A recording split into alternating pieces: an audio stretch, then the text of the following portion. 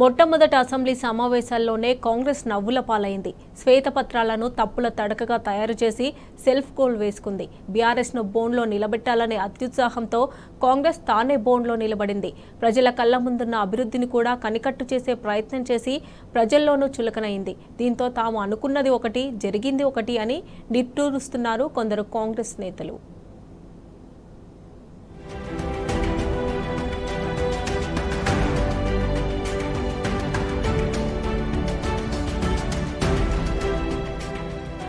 Congress party అధికారం చేపట్టాక జరిగిన తొలి శాసనసభ సమావేశాలు జరిగిన తీరు, ఆ పార్టీ ప్రభుత్వం అనుసరించిన తీరు పట్ల సర్వత్రా విస్మయం వ్యక్తమవుతోంది.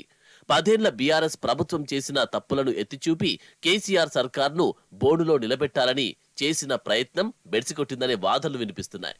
తెలంగాణ రాష్ట్రాన్ని సాధించిన బీఆర్ఎస్ రాష్ట్రానికి సాగునీరు ఇచ్చింది.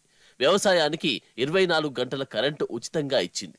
అన్ని రంగాలకు 24 గంటల కరెంటు ఇచ్చిన అంశం ప్రజల కండ్ల ముందు కనిపిస్తున్నాయి. కానీ నిజాలను అబద్ధాలుగా ప్రచారం చేయాలని కాంగ్రెస్ ప్రభుత్వం శ్వేతపత్రాలు అనే తప్పుడు తతంగాన్ని మొదలు పెడితే అది అధికార పక్షానికే తిరగబడి బూమరాంగ్ అయిందనే వాదనకు బలం చేకూరుతుంది.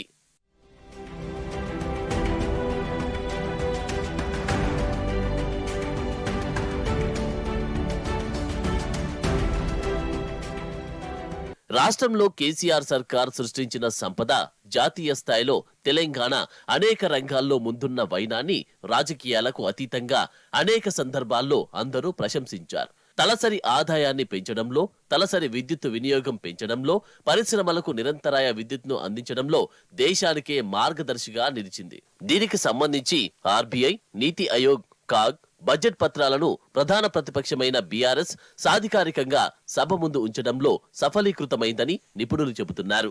ఉచిత విద్యుత్ను అద్భుతంగా బీఆర్ఎస్ సర్కార్ కొనసాగించింది అనడంలో సందేహం లేదని సిపిఐ పక్ష నేత కూనంనేని సాంబశివరావు పేర్కొనడం కాంగ్రెస్ పార్టీని ఇరుకున పెట్టిందని అంటున్నారు.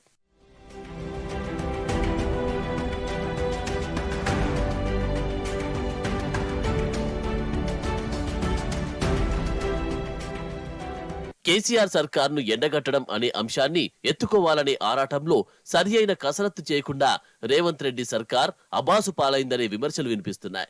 అసెంబ్లీ సమావేశాలను నూతన సభ్యుల ప్రమాణ స్వీకారం వరకు పరిమితి చేసి ఉంటే సరిపోయేదని, అనవసరంగా శ్వేతపత్రాల ఎజెండాను ఎత్తుకొని వాటిపై విపక్షాలు ఎత్తి చూపిన అంశాలకు సరియైన సమాధానం చెప్పలేక కాంగ్రెస్ సర్కార్ చతికిల పడిందని చెబుతున్నారు.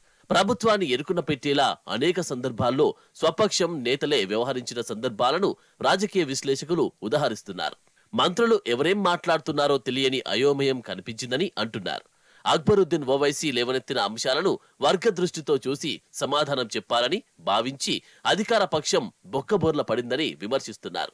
మరోవైపు రాష్ట్ర ఆర్థిక పరిస్థితి బాగోలేదని చెప్పడం తమ ఉద్దేశం కాదని, కరెంటు విషయంలో తాము బీఆర్ఎస్ ను పూర్తిగా తప్పుపట్టడం లేదని, వాస్తవాలను ప్రజలకు చెప్పి తర్వాత ఏం చేయాలో చేసే ప్రయత్నంలో భాగం మాత్రమేనని స్వయంగా సీఎం రేవంత్ రెడ్డి చేసిన వ్యాఖ్యల పట్ల సర్వత్రా విస్మయం వ్యక్తమవుతుంది.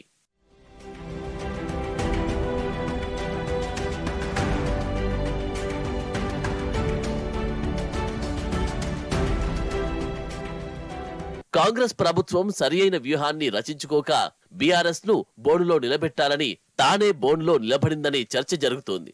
బలమైన విపక్షం ఉన్నప్పుడు అంతకన్నా దీటైన వ్యూహాన్ని రచించి బీఆర్ఎస్ ను దెబ్బతీయాల్సింది పోయి దూకుడు చేష్టలతో తామే బొక్కబోర్ల పడ్డామనే అభిప్రాయం కాంగ్రెస్ లో కూడా వ్యక్తమవుతోంది.